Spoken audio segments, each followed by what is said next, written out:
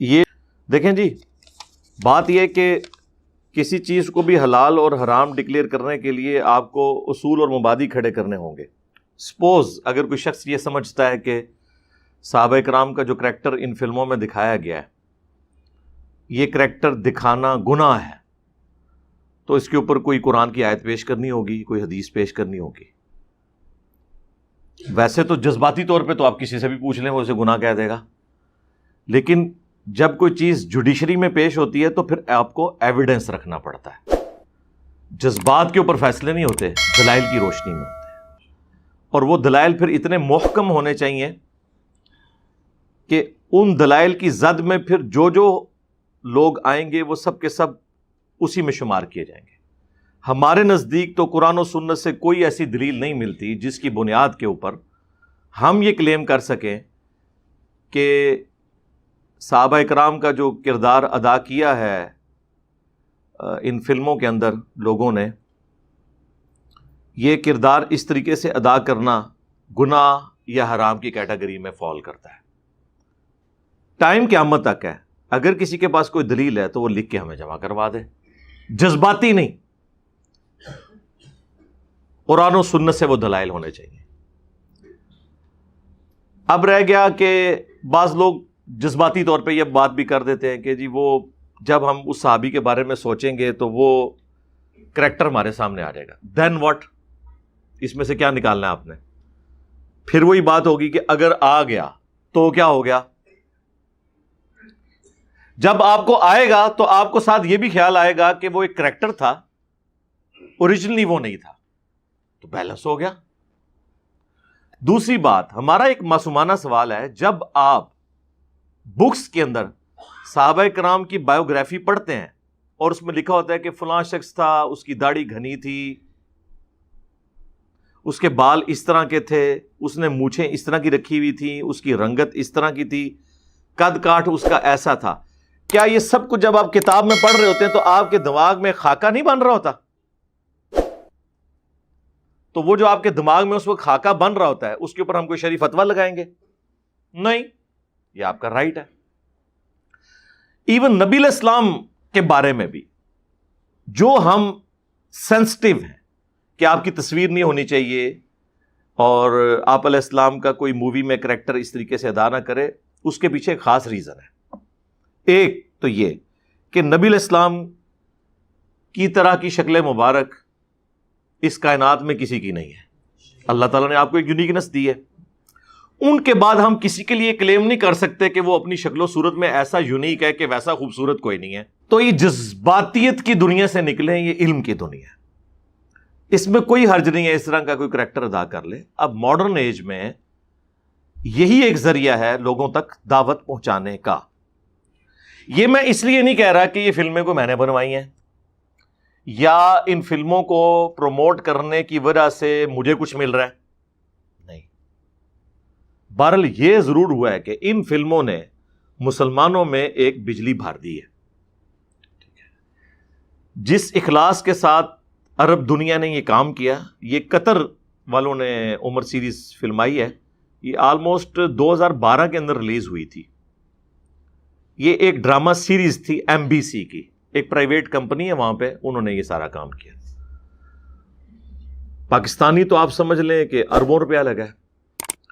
کسی بھی اعتبار سے عمر سیریز جو ہے وہ ہالی ووڈ کی جتنی اس وقت لیٹسٹ فلمیں آ رہی ہیں ان کے اندر جس طرح پکچرائزیشن کی ہوئی ہوتی ہے اس سے کم نہیں ہے، کیونکہ لیٹسٹ کیمرے استعمال ہوئے ہیں، گرین سکرین کا استعمال بہت زبردست ہوا ہے، وہ آپ کے سامنے ہے۔ ایون میں نے صحابہ کرام کی بایوگرافی کے اوپر جتنی گفتگو کی ہے اس میں بھی آپ نے دیکھیں ہوں گی ویڈیوز ہدایہ پورٹل کے اوپر کہ کافی جگہ انہوں نے اس کے سینز لگائے ہیں۔ یہ تو سائنس مانتی ہے کہ جب آپ کوئی چیز کتاب میں پڑھتے ہیں تو صرف 10% آپ ریٹین کرتے ہیں اپنے دماغ کے اندر، جو چیز آپ سنتے ہیں وہ آلموسٹ 15% لیکن جو چیز آپ دیکھتے ہیں نا وہ 50% تک ریٹین ہو جاتا ہے۔ جن لوگوں نے عمر سیریز دیکھی ہے، اوریجنلی تو وہ عربی میں تھی، پہلے وہ انگلش سب ٹائٹل کے ساتھ آئی، پھر پاکستان میں تو کسی نے جرت نہیں کی, ہم نے بڑی کوشش کی, آن پیمنٹ تو اس کا خرچہ کروڑوں میں تھا, اور دوسرا یہاں پہ آپ کو پتہ ہے ہر موقع پر مذہبی کارڈ یوز ہو جاتا ہے, اس لیے ادھر تو کسی نے جرت نہیں کی. البتہ انڈیا کے اندر کچھ تھے لوگ, انہوں نے محنت کر کے اس کی اردو ڈبنگ کی, اتنی پرفیکشن سے نہیں ہوئی جتنی ہونی چاہیے تھی.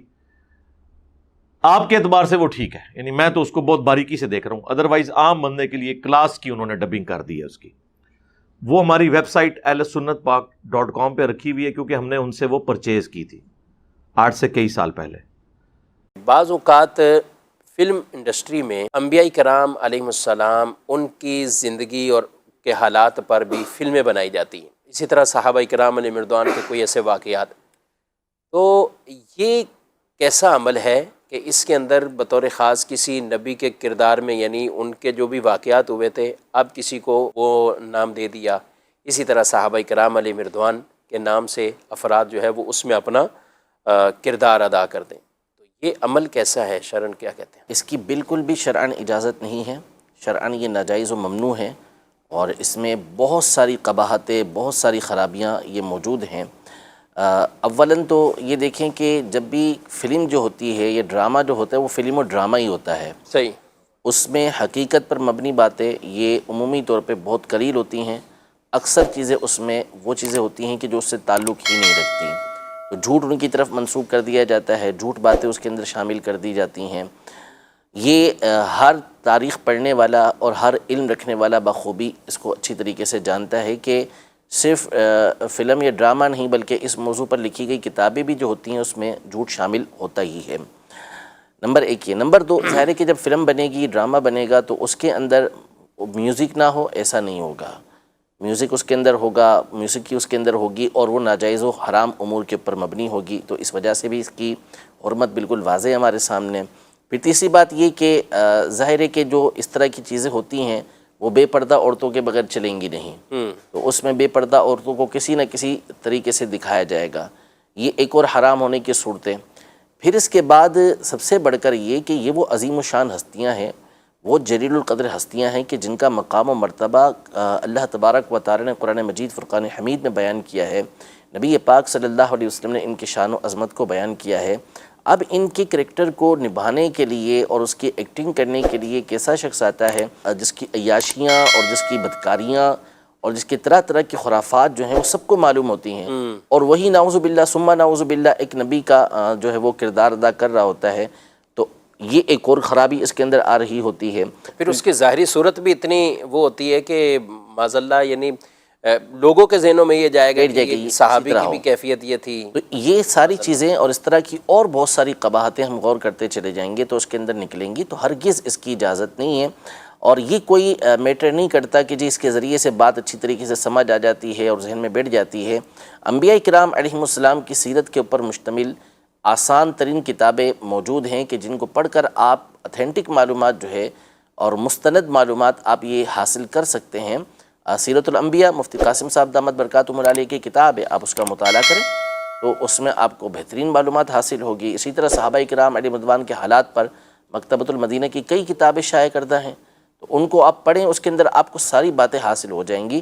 تو اس طرح فلمیں بنانا اور ان فلموں کو دیکھنا یہ شرعاً جائز نہیں ہے, ہرگز ہرگز اس کی اجازت نہیں ہے. جو ایسا کرتے ہیں ان کے اوپر توبہ کرنا یہ لازم ہے. دیکھنے والوں کے اوپر بھی کوئی اس طرح ظاہر ہے کہ دیکھنے والے جو دیکھیں گے تو آنکھیں بند کر کے تھوڑی یا کان بند کر کے تھوڑی دیکھیں گے. ظاہر ہے انہوں نے دیکھنا ہے تو جو چیزیں اس کے اندر آئیں گی وہ ساری کی ساری چیزیں یہ دیکھیں گے. غلط چیز ہے تو غلط چیز کو دیکھنے کی بھی شرعاً اجازت نہیں ہوتی. یعنی بعض اوقات یہ دیکھنے والے یہ مائنڈ بنا لیتے ہیں کہ ہم اس کے ذریعے سے یہ سیرت کے پہلو سیکھ رہے ہیں, اس کے ذریعے سے ہم یہ واقعات تک پہنچ رہے ہیں اور یہ ہمیں معلومات حاصل ہو رہی ہے. یہ نہیں جانتے کہ ان کے خود بھی اور ان کے بچے بھی جو ایک صحابہ یا انبیاء کے بارے میں جو کریکٹر دیکھ رہے ہیں تو ان کے ذہنوں میں کیا کیا سوالات پیدا ہو رہے ہیں, پیدا ہوں گے. اور ایک برا جو ہے وہ تصور ان کا وہ جو خلاف واقع ہے, غلط ہے.